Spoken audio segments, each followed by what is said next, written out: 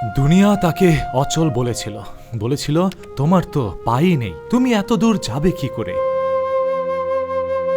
কিন্তু দুনিয়ার মানুষ হয়তো জানে না, দেহ সচল থাকার নাম জীবন নয়। যার হৃদয়ে মদিনার প্রেম সচল, তাকে থামিয়ে রাখার সাধ্য কোনো কৃত্রিম পায়ের নেই।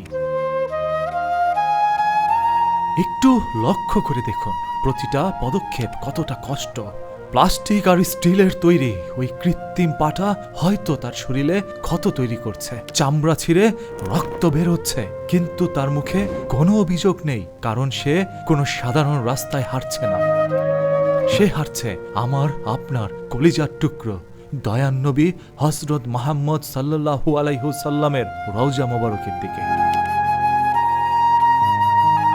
অবশেষে সেই মাহেন্দ্রক্ষণ, সামনে সবুজ গম্বুজ, আর চোখের সামনে সৃষ্টির সেরা মানব রাহমাতাল্লিল আলামিনের পবিত্র রওজা মোবারক।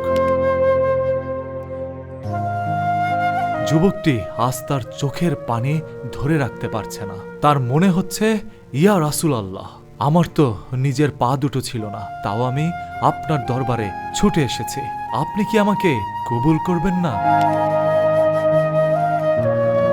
আজ এই দৃশ্য দেখে নিজের বুকটা ফেটে যাচ্ছে।